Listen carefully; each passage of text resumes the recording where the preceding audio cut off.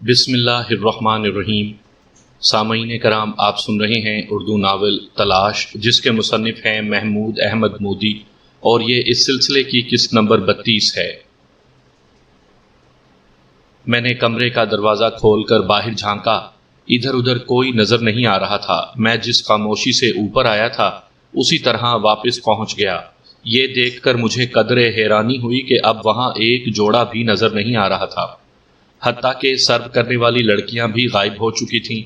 تمام جوڑے دراصل کمروں میں جا چکے تھے اور کمرے ساؤنڈ پروف تھے۔ باہر آ کر میں نے محتاط نظروں سے ادھر ادھر دیکھا۔ وہ نوجوان مجھے کہیں نظر نہیں آیا جس نے میرے لیے دروازہ کھولا تھا۔ چاروں طرف وہی سناٹا اور سکوت طاری تھا جس سے گزر کر میں یہاں پہنچا تھا۔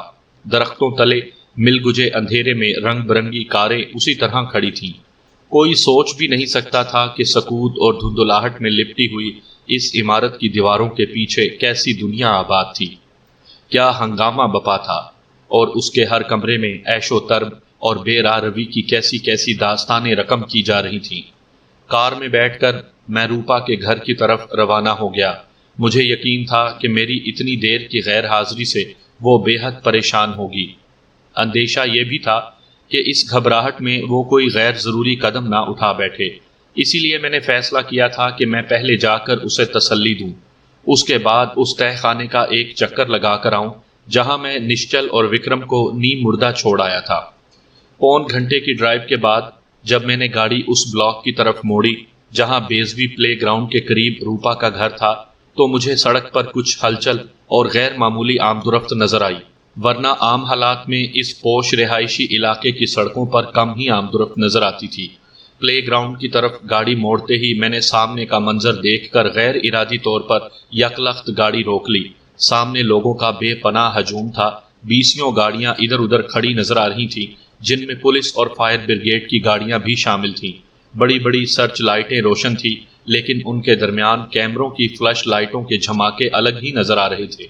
جو مقام ان سب کی توجہ کا مرکز تھا، وہاں روپا کی کوٹھی ہونی چاہیے تھی، جو اب وہاں نہیں تھی۔ اس کی جگہ اب محض ملبے کا ایک انبار تھا جس سے کہیں کہیں سے دھوئیں کی لکیریں بلند ہو رہی تھیں۔ مخصوص لباس اور ہیلمٹ وغیرہ پہنے ہوئے فائر بریگیڈ کا عملہ کئی جگہوں سے مستدی سے ملبہ ہٹانے میں مصروف تھا۔ کئی باوردی اور بے وردی افراد بار بار ہجوم کو ہٹاتے ادھر ادھر آتے جاتے نظر آ رہے تھے۔ میری آنکھوں کے سامنے اندھیرا چھا گیا۔ روپا کی کوٹھی ملبے کا ڈھیر کیوں کر بن گئی تھی، اور آیا روپا بھی اس کے ساتھ ہی؟ ان سوالات نے گویا مجھے چکرا کر رکھ دیا۔ میرے ہاتھوں پیروں سے گویا جان نکل گئی۔ اب تک کی ساری مار دھاڑ، بھاگ دوڑ اور جدوجہد نے مجھے اتنا نہیں تھکایا تھا جتنا صرف ایک منظر نے مجھے بے دم کر دیا تھا۔ قریب تھا کہ میں گاڑی سے اتر کر دیوانوں کی طرح دوڑتا، ہجوم کے قریب جا پہنچتا اور کسی وردی والے کو جھنجھوڑ کر پوچھتا کہ معاملہ کیا ہے، روپا زندہ ہے یا؟ اسے مردہ تصور کرنے پر دل آمادہ ہی نہیں ہوتا تھا۔ صحیح صورتحال جانے بوجھے بغیر ہی میرا دل دھاڑیں مار مار کر رونے کو چاہ رہا تھا۔ بہرحال اپنے اعصاب کو قابو میں رکھنے کی کوشش کرتے ہوئے میں نے ہجوم سے اتنی دور ہی رہتے ہوئے گاڑی کا انجن بند کیا، چابی اگنیشن میں چھوڑی اور گاڑی سے اتر گیا۔ گاڑی اس وقت ایک کوٹھی کے کمپاؤنڈ وال کے قریب تھی اور اس کا بیشتر حصہ اندھیرے ہی میں تھا، البتہ اس سے اترتے وقت میں روشنی میں ہی تھا۔ دفعتاً میں نے سامنے سے زنانہ سائیکل پر ایک لڑکی کو تیزی سے اپنی طرف آتے دیکھا۔ اس کے تراشیدہ بال اور سکرٹ ہوا میں اڑ رہا تھا۔ اسٹریٹ لائٹ چونکہ اس سے پیچھے تھی، اس لیے اس کا چہرہ مجھے صاف نظر نہیں آ رہا تھا۔ میں چوکنا ہو گیا۔ میرے قریب آ کر لڑکی نے سائیکل کی بریک لگائی اور اتر پڑی۔ تب میں نے دیکھا کہ وہ روپا کی سیکرٹری اوشا تھی۔ اس کی سانس پھول رہی تھی اور ستواں ناک پر پسینے کی ننھی ننھی بوندیں چمک رہی تھی۔ وہ سیاہ سٹاکنگ اور کینوس کے جوتے پہنے ہوئے تھی اور اس وقت کالج کی کوئی ایتھلیٹ لگ رہی تھی۔ اسے دیکھ کر مجھے ایک گونا طمانینت کا احساس ہوا۔ میرے کچھ پوچھنے سے پیشتر ہی وہ بول اٹھی۔ مسٹر منصور، اس نے انگریزی میں کہا، آپ فوراً میرے ساتھ چلیے، میں کب سے آپ کی تلاش میں یہیں چکرا رہی تھی۔ آؤ جلدی سے گاڑی میں بیٹھو، میں نے دوسری طرف کا دروازہ کھولتے ہوئے کہا۔ میری سائیکل، وہ ہچکچاتے ہوئے بولی، پلیز اسے ڈکی میں رکھ دیں۔ 25-26 سال کی اس تندرست و توانا اور خاصی حد تک جہاں دیدہ لڑکی کے انداز میں سکول کی بچیوں جیسی معصومیت تھی۔ شاید میں اس وقت اس کی سائیکل وہیں پھینک دیتا اور کہتا بعد میں تمہیں 10 سائیکلیں دلوا دوں گا، لیکن شاید اس کے لہجے کا اثر تھا کہ مجھے یہی محسوس ہوا جیسے اس کی عمر بھر کی پونجی یہیں جا رہی ہے۔ میں نے اگنیشن سے چابی نکال کر ڈکی کھولی اور اس کی سائیکل کو اس میں ٹھونسا اور اسٹیئرنگ سنبھالتے ہوئے پوچھا کدھر چلنا ہے۔ وہ میرے برابر بیٹھ چکی تھی۔ گاڑی واپس موڑ لیجئے، اس نے کہا۔ اوشا کی ہدایت کے مطابق میں گاڑی دائیں بائیں گلیوں میں موڑنے لگا۔ خاموش رہنا میرے بس سے باہر ہو گیا تو میں نے پوچھا یہاں کیا ہوا تھا؟ میرا گھر تھوڑی ہی دور رہ گیا ہے، ابھی آپ کو سب معلوم ہو جائے گا، اوشا نے مبہم سا جواب دیا۔ روپا تو زندہ ہے نا؟ میں نے قدرے بلند آواز میں بے چینی سے پوچھا۔ جی ہاں، اس نے جواب دیا۔ اس لمحے میرا وجود طمانینت کی ٹھنڈی جھیل میں اتر گیا۔ وائلن کے تاروں کی طرح تنے ہوئے میرے اعصاب کو قرار آ گیا۔ اس وقت میرے لیے سب سے اہم اور سنگین سوال یہی تھا جس کا مجھے جواب مل گیا تھا۔ باقی باتیں میرے نزدیک بہت کم اہم تھیں۔ ہم ابھی اسی علاقے میں تھے، تاہم ایسے حصے میں پہنچ چکے تھے جہاں بنگلوں اور کوٹھیوں کے بجائے چھوٹے بڑے فلیٹوں پر مشتمل کئی منزلہ عمارتیں سر اٹھائے کھڑی تھیں۔ انہی سے ایک نسبتاً پرانی عمارت کے سامنے اس نے گاڑی رکوائی اور اترتے ہوئے مجھے ساتھ آنے کا اشارہ کیا۔ زرد روشنی میں ڈوبی ہوئی سیڑھیاں طے کر کے میں اس کی رہنمائی میں دوسری منزل پر ایک فلیٹ تک پہنچا، جس کے سلیٹی دروازے پر ایک دائرے میں سیاہ پینٹ سے 8 کا موٹا سا ہندسہ لکھا نظر آ رہا تھا۔ اوشا کی دستک کے جواب میں ایک پتلی دبلی سی بڑھیا نے دروازہ کھولا اور مجھے دیکھ کر نمستے کیا۔ بڑھیا اوشا کے مستقبل کی پرچھائی معلوم ہوتی تھی۔ یقیناً وہ اوشا کی ماں تھی۔ اب مجھے یہ پوچھنے کی ضرورت نہ رہی کہ یہ کس کا گھر ہے۔ ظاہری سی بات تھی کہ یہ اوشا کا گھر تھا۔ پہلا کمرہ خاصا کشادہ تھا اور اس کی آرائش اوسط درجے کی تھی۔ قالین کا رنگ اڑا اڑا سا تھا اور صوفہ بھی پرانا تھا، مگر اس کے گدوں پر صاف ستھرے غلاف چڑھے ہوئے تھے، اور سب سے اہم بات یہ تھی کہ اسی کمرے کے ایک گوشے میں قالین پر روپا آرام سے بیٹھی 2 نوعمر لڑکیوں کے ساتھ لوڈو کھیل رہی تھی۔ نوعمر لڑکیاں اوشا کی چھوٹی بہنیں معلوم ہوتی تھیں۔ خدا کا شکر ہے منصور، روپا مجھے دیکھ کر لوڈو چھوڑ کر اٹھ کھڑی ہوئی۔ میرے آنے سے پہلے وہ غالباً تفکرات کو بھلانے کی کوشش میں خاصی کامیاب ہو چکی تھی اور لڑکیوں کے ساتھ کہکہے لگا رہی تھی، مگر مجھے دیکھتے ہی جیسے سارے فراموش کردہ اندیشے اس کی آنکھوں میں اتر آئے۔ تمہارا انتظار کرتے کرتے میں تو پاگل ہو چلی تھی۔ میں خاموش کھڑا اسے دیکھتا رہا۔ وہ میرے قریب آ گئی۔ ہوا کیا تھا بالآخر میں نے پوچھا۔ صحیح طور پر تو مجھے بھی معلوم نہیں، اس نے سادگی سے کہا۔ میں تمہاری ہدایت کے مطابق کنور میسوری کی کیڈلک ایک سڑک پر چھوڑ کر کچھ دیر ٹیکسی تلاش کرتی رہی، لیکن ٹیکسی نہیں ملی۔ مجھے اندیشہ محسوس ہوا کہ سیاہ چشمے اور عام سے لباس کے باوجود کچھ لوگ مجھے پہچان نہ لیں اور ہجوم اکٹھا نہ ہو جائے۔ اس لیے میں گلیوں گلیوں سے ہوتی پیدل ہی چل دی۔ گھر کا فاصلہ کچھ زیادہ نہیں رہا تھا۔ اس وقت میں پلے گراؤنڈ کے قریب پہنچ چکی تھی جب میں نے زبردست دھماکے کے ساتھ کوٹھی کا مرکزی حصہ مندہم ہوتے دیکھا۔ پلستر اور اینٹوں وغیرہ کے کچھ ٹکڑے تو میں نے خس و خاشاک کی طرح ہوا میں بھی اڑتے دیکھے۔ پھر باقی دیواروں وغیرہ میں بھی دراڑیں پڑی اور وہ بھی زمین بوس ہو گئیں۔ روپا نے سسکی سی لی اور قابل رحم سے انداز میں میری طرف دیکھا۔ میں نے بڑے چاؤ سے خود بنوایا تھا منصور۔ اس نے جیسے شکوہ سا کیا، جیسے اس کی تباہی میں میرا بھی ہاتھ رہا ہو، اور میرے دیکھتے ہی دیکھتے وہ یوں نیست و نابود ہو گیا جیسے بندروں نے کسی پرندے کا آشیانہ اجاڑ دیا ہو۔ یہ شکر کرو کہ وہ پرندہ زندہ بچ گیا ہے۔ میں نہ جانے کیوں مسکرا دیا۔ آشیاں تو پھر بھی بنتے رہیں گے۔ میں نے بالوں میں انگلیاں پھیری۔ کوٹھی میں غالباً بے حد طاقتور بم چھپایا گیا تھا۔ مجھے تو یہ سوچ کر جھرجھری آ رہی ہے کہ اگر تمہیں ٹیکسی مل جاتی تو یقیناً تم چند منٹ پہلے گھر پہنچ چکی ہوتی۔ تب کیا ہوتا؟ روپا کو واقعتاً جھرجھری سی آ گئی۔ اس دوران جیسے ہم نے کمرے میں موجود دیگر افراد کو قطعی نظر انداز کر دیا تھا۔ بڑھیا تو چند لمحے پہلے ہی دوسرے کمرے میں چلی گئی تھی۔ اوشا نے مجھے صوفے پر بیٹھنے کا اشارہ کرتے ہوئے کہا، تشریف رکھیے، میں آپ کے لیے کافی لاتی ہوں۔ کافی نہیں، میں نے فوراً کہا، میرے لیے کچھ کھانے کے لیے لاؤ۔ ہو جائے گا کوئی بندوبست؟ میں نے احتیاطاً پوچھا۔ کیوں نہیں، وہ مسکرائی۔ چند منٹ انتظار کی زحمت اٹھانا پڑے گی۔ وہ غالباً کچن کی طرف چل دی۔ باہر جاتے وقت اس نے شاید اپنی چھوٹی بہنوں کو بھی اشارہ کر دیا تھا، کیونکہ اس کے ساتھ ہی کمرے سے وہ بھی رخصت ہو گئیں۔ میں صوفے پر بیٹھ گیا اور روپا کو بھی اپنے قریب بیٹھنے کا اشارہ کیا، مگر وہ دیوار سے ٹیک لگا کر میرے پیروں کے قریب ہی قالین پر بیٹھ گئی۔ گھر میں بھی وہ اسی طرح ایزی ہو کر بیٹھنا پسند کرتی تھی۔ اس وقت وہ عام سی ساڑی میں بکھرے بکھرے بالوں اور بے نیاز چہرے کے ساتھ بہت مختلف لگ رہی تھی۔ بغور دیکھنے پر اسے کوئی عام آدمی شاید ہی تسلیم کر پاتا کہ یہ وہی روپا ہے جسے وہ فلموں میں ایک سے ایک انوکھی صورت میں دیکھتا رہا ہے۔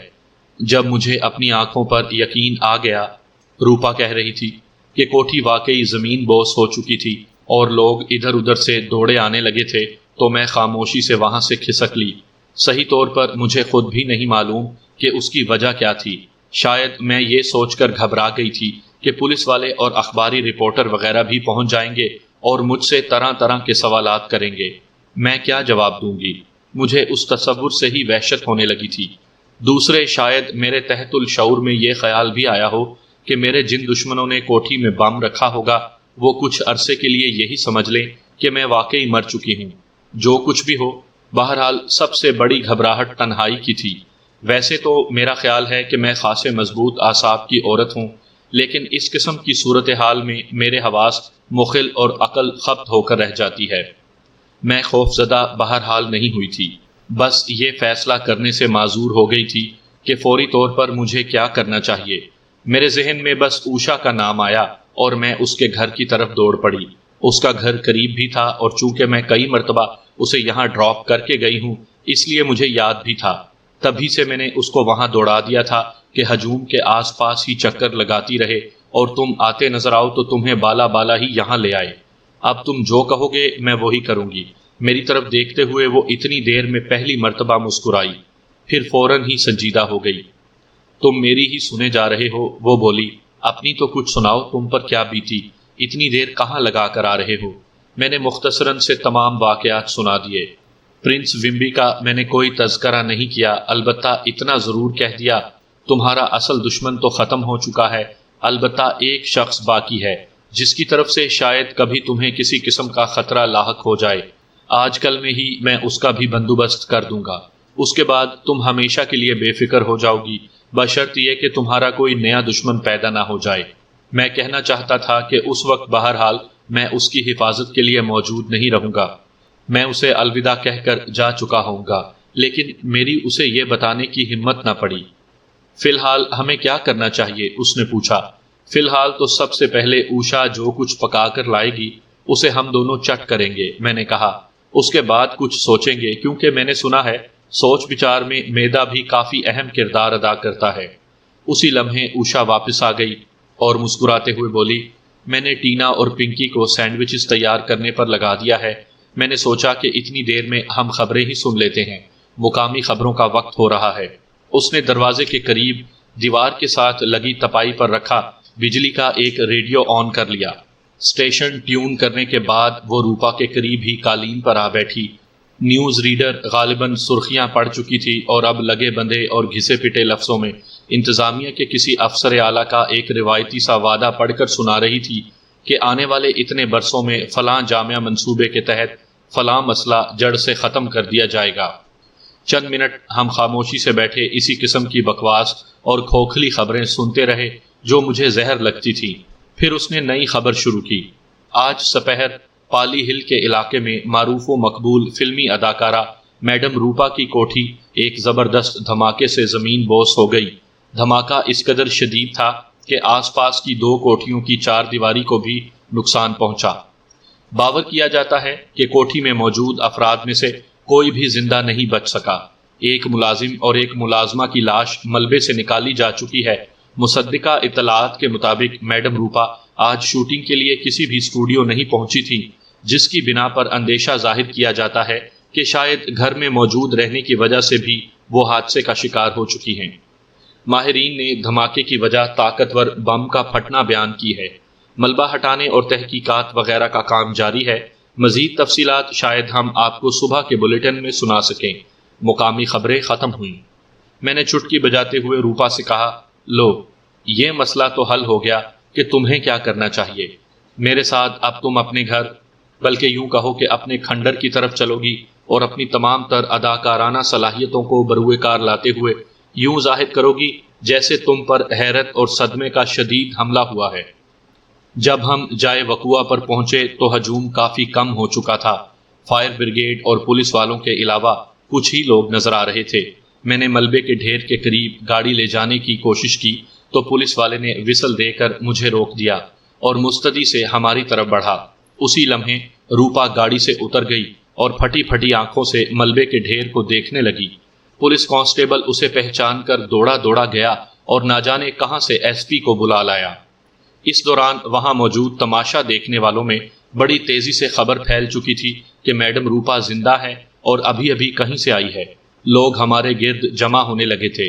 ایس پی نے آ کر سب کو ڈانٹا اور کانسٹیبلوں وغیرہ کو ہدایت کی کہ انہیں پیچھے ہٹائیں۔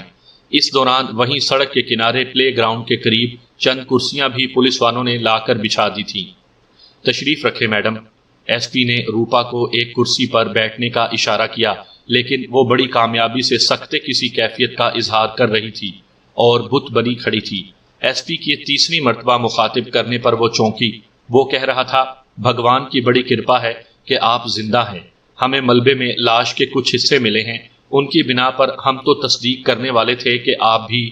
اس نے جملہ ادھورا چھوڑ دیا اور ایک لمحے کے توقف سے پوچھا، ویسے آپ تھی کہاں؟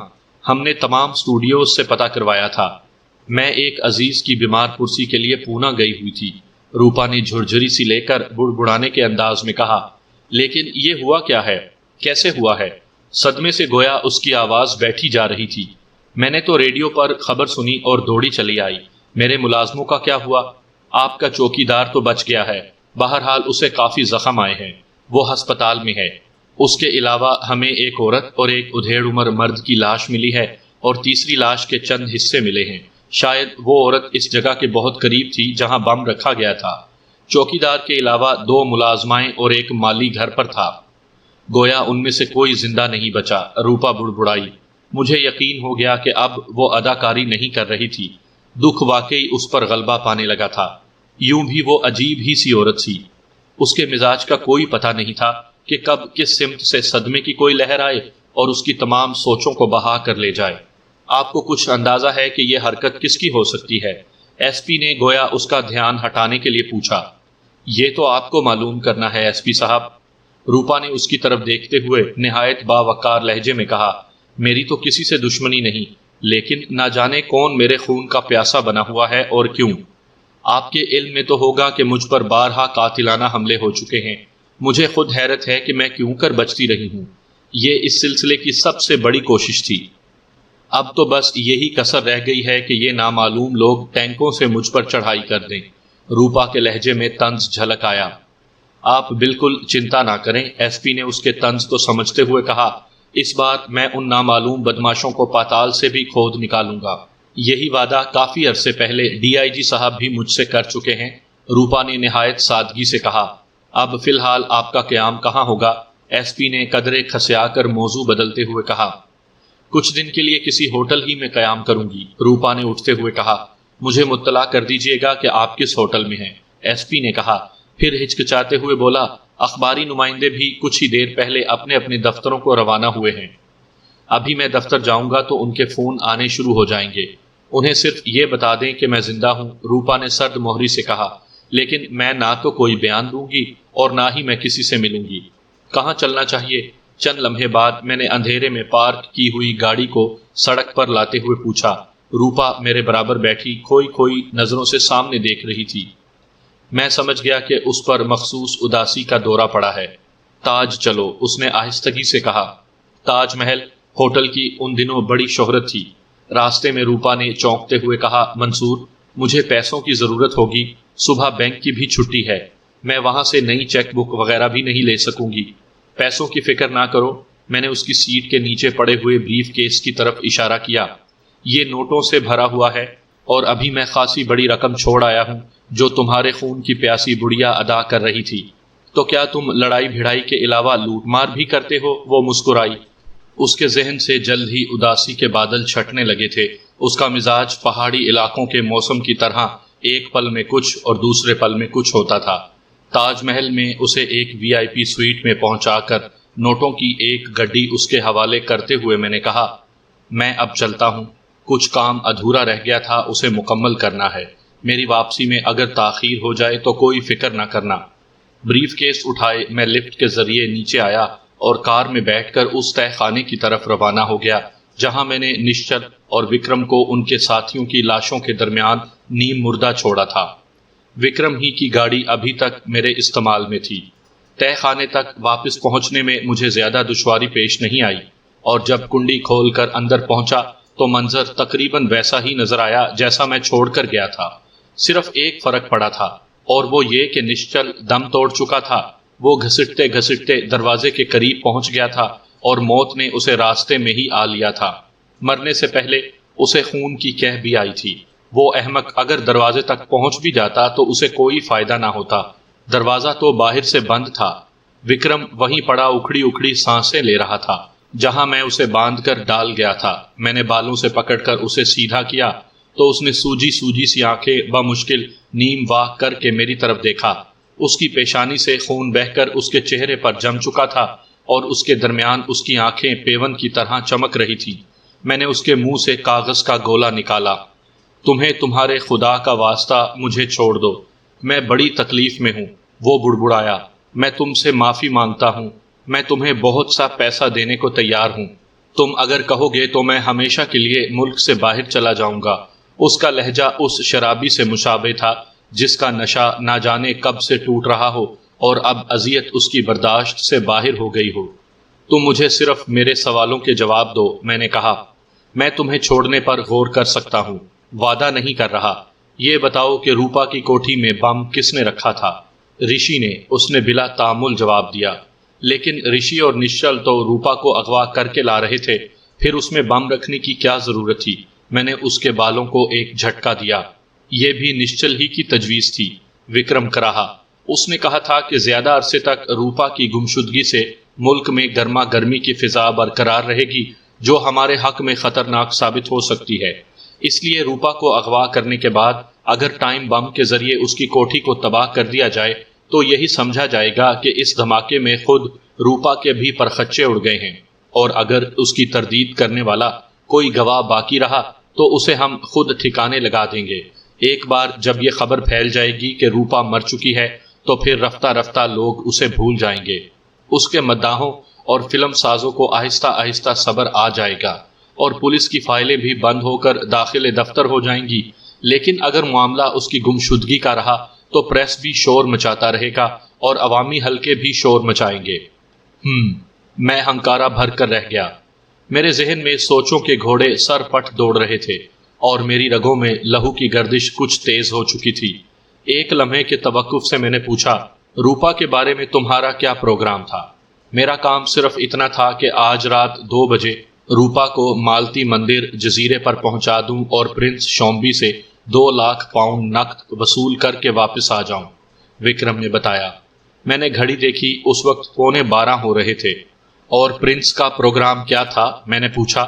وہ روپا کو اپنے ذاتی جہاز میں ڈال کر جزیرے سے پرواز کر کے بمبئی کے ہوائی اڈے پر آتا، وہاں اپنا فلائٹ پلان دے کر وہ نکارا گوچی کی طرف پرواز کر جاتا۔ میں نے قدرے بے یقینی سے اس کی طرف دیکھا اور ایک لمحے کی خاموشی کے بعد پوچھا، یعنی تمہیں روپا کو جزیرے پر جہاز تک پہنچانا تھا؟ اس نے اثبات میں سر ہلایا تو میں نے پوچھا، کیا جزیرے پر رن وے موجود ہے؟ میں نے صرف سنا ہے کہ جزیرے پر پرنس نے 1.5 میل کے دائرے میں کنکریٹ کی پٹی کھچوا رکھی ہے جو جہاز کے لیے رن وے کا کام دیتی ہے، لیکن میں نے وہ جگہ دیکھی نہیں، وکرم بولا۔ طے یہ پایا تھا کہ میں بوٹ میں روپا کو لے کر 1:30 بجے جزیرے پر پہنچ جاؤں گا اور بوٹ ہاؤس میں داخل ہو کر ٹارچ سے 3 مرتبہ کنارے کی طرف سگنل دوں گا۔ کنارے پر ایک کار میں فیزوشیا نامی ایک افریقی میرا انتظار کر رہا ہوگا۔ وہ بوٹ ہاؤس میں آئے گا اور مجھے رن وے تک ساتھ لے جائے گا۔ اور بوٹ کہاں ہے؟ میں نے پوچھا۔ میری اپنی بوٹ تو آج کل کوسٹ گارڈز کے قبضے میں ہے، وکرم نے پہلے سے زیادہ کمزور لہجے میں کہا۔ آج میں نے اپنے ایک سمگلر دوست سے بوٹ مستعار لینے کا بندوبست کرنا تھا۔ اس نے رحم طلب نظروں سے میری طرف دیکھا۔ میں نے تمہارے ہر سوال کا جواب سچائی اور تفصیل سے دے دیا ہے، کوئی بات نہیں چھپائی۔ اب تو مجھے کھول دو۔ میری آنکھوں کے سامنے اندھیرا چھا رہا ہے اور پیشانی پھوڑے کی طرح دکھ رہی ہے۔ تمہاری آنکھوں کے آگے تو مدتوں سے اندھیرا چھایا ہوا تھا پیارے۔ اور اس اندھیرے میں تمہیں برے بھلے میں کوئی فرق نظر نہیں آتا تھا، اور جہاں تک تمہاری پیشانی پھوڑے کی طرح دکھنے کا سوال ہے تو یہ حقیقت ہے کہ تم خود معاشرے کی پیشانی پر ایک پھوڑا ہو جس سے مستقل طور پر غلاظت بہہ رہی ہے۔ میں نے بے رحمی سے کہا، مجھے تم بدماشوں کی فطرت کے اسی پہلو سے سب سے زیادہ نفرت ہے کہ اپنے سے کمزور پر ظلم ڈھاتے وقت تم اس کی چیخ و پکار اور فریاد سن کر خوشی کے مارے زمین سے 2 فٹ اونچے اچھلتے ہو، اور جب تمہیں کوئی گردن ناپنے والا ملتا ہے تو فوراً ہاتھ جوڑ دیتے ہو، زندگی کی بھیک مانگنے لگتے ہو۔ بدماشی کرتے ہو تو کم از کم اتنا حوصلہ تو رکھو کہ اپنی جان پر بھی سختی سہ سکو۔ میں نے دونوں ہاتھوں سے اس کا سر مضبوطی سے پکڑ کر ایک جھٹکا دیا۔ اس کی گردن گو کے سانڈ کی طرح مضبوط تھی، مگر اس داؤ کی خاص بات یہی تھی کہ اس کے مقابلے میں گردن کی مضبوطی کچھ خاص کام نہیں آتی تھی۔ وکرم کو تو کچھ سمجھنے کی مہلت ہی نہیں ملی۔ اس کی آنکھیں پھٹی کی پھٹی رہ گئیں اور روح کف سے انصری سے پرواز کر گئی، لیکن اس عالم میں بھی وہ گویا ایک ٹک میری ہی طرف دیکھ رہا تھا۔ میں نے اس کے پپوٹے بند کیے اور بریف کیس اٹھا کر تہہ خانے سے باہر آ گیا۔ دروازہ میں نے ایک بار پھر بولٹ کر دیا اور گاڑی میں جا بیٹھا۔ اس وقت 12 بج رہے تھے۔ اگر میں بر وقت کوئی بوٹ حاصل کرنے میں کامیاب ہو جاتا تو مالتی مندر پہنچ کر پرنس شومبی سے میری ملاقات ہو سکتی تھی، جس کا نام میں نے اپنے نادیدہ دشمنوں کی تازہ ترین فہرست میں درج کر لیا تھا۔ وکرم کے اسمگلر دوست کا نہ تو میں نے نام پتہ پوچھا تھا اور نہ ہی میں اس سے بوٹ مستعار لینے کا ارادہ رکھتا تھا۔ میرے ذہن میں فشنگ ہاربر کا خیال آیا تھا، جہاں مچھیروں کے سینکڑوں ہٹ بھی تھے۔ ان میں سے کئی مچھیروں کے پاس ذاتی لانچیں بھی تھیں جو ماہی گیری میں استعمال ہوتی تھیں۔ میں نے چند لمحے سوچا، پھر گاڑی سٹارٹ کر کے فشنگ ہاربر کی طرف روانہ ہو گیا۔ تقریباً آدھے گھنٹے بعد میں ساحلی علاقے میں پہنچا۔ فشنگ ہاربر کی حدود سے بہت پہلے ہی زرد پتھروں کی ایک نیچی مگر بہت چوڑی دیوار بہت دور تک پھیلی ہوئی تھی۔ میں نے گاڑی سڑک سے اتار کر ریتلے حصے میں دیوار کے قریب کھڑی کی اور دیوار پھلانگ کر پیدل فشنگ ہاربر کی طرف روانہ ہو گیا۔ بریف کیس میرے ہاتھ میں تھا۔ میری جیکٹ کی ایک جیب میں مشین پسٹل اور دوسری میں سائلنسر والا پستول موجود تھا۔ کمزور سی چاندنی میں دور سے مچھیروں کے ہٹس یوں نظر آ رہے تھے جیسے کسی نے بڑے بڑے سیاہ اور بے ہنگم صندوق بے ترتیبی سے ادھر ادھر پھیلا دیے ہوں۔ ان سے کافی فاصلے پر بائیں طرف ایک طویل و عریض اور اونچا پلیٹ فارم پھیلا ہوا تھا، جس پر ٹرالیاں، ٹوکریاں اور بوریوں کے ڈھیر اور نہ جانے کیا کیا کاٹ کباڑ پھیلا نظر آ رہا تھا۔ اسی پلیٹ فارم سے متصل بہت بڑا ماہی خانہ تھا، جس کے سامنے 20 ٹرک کھڑے نظر آ رہے تھے۔ یہاں سمندر کی پٹی ایک مخصوص نم آلود سی بو پر مچھلیوں کی بو غالب تھی۔ پختہ پلیٹ فارم پر میں نے ایک شخص کا ہیولا دیکھا جس کے کندھے پر بندوق بھی نظر آ رہی تھی۔ اس نے کئی بار ٹہلتے ٹہلتے ٹارچ چمکا کر ادھر ادھر دیکھا، شاید وہ چوکی دار تھا۔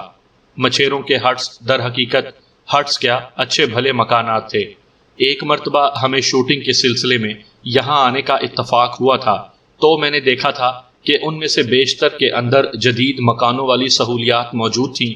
مچھیروں میں سے چند ایک سمگلروں کے آلائے کار بھی تھے، کبھی کبھار جیل میں بھی چلے جاتے تھے اور ٹھاٹھ سے رہتے تھے۔ میں ابھی ہٹس کے درمیان پھیلی ہوئی ٹیڑھی میڑھی گلیوں میں سے ایک میں داخل ہونے ہی والا تھا کہ عقب سے آتا ہوا ایک شخص میرے ساتھ ساتھ چلنے لگا۔ وہ غالباً پختہ پلیٹ فارم کی طرف سے آ رہا تھا۔ میں نے اسے دیکھا نہیں تھا۔ وہ درمیانے قد کا ایک پختہ عمر کا سیاہ فام شخص تھا۔ اس کا جسم خوب گھٹا ہوا تھا۔ سردی گو کے خاصی تھی، مگر اس کے جسم پر صرف بغیر آستینوں کی ایک میلی سی واسکٹ اور ٹخنوں سے اونچی دھوتی تھی۔ پیروں میں ربڑ کے بوٹ تھے جن کی وجہ سے ریت پر اس کے چلنے سے مدھم سی آواز بھی پیدا نہیں ہو رہی تھی۔ مجھے یقین ہو گیا کہ وہ مچھیرا ہے۔ میں اس سے سلسلہ کلام شروع کرنے کا ارادہ ہی کر رہا تھا کہ اس نے خود ہی پوچھ لیا، کس سے ملنا ہے بابو جی؟ خلاف توقع اس کے لہجے میں نہایت شائستگی اور ملائمت تھی۔ کسی خاص آدمی سے تو نہیں، میں نے قدرے ہچکچاہٹ سے کہا، اور غیر ارادی طور پر میں کچھ اور آہستہ چلنے لگا۔ میرے ساتھ اس کے قدم بھی سست پڑ گئے۔ قدرے توقف سے میں نے کہا، مجھے دراصل چند گھنٹوں کے لیے ایک بوٹ چاہیے۔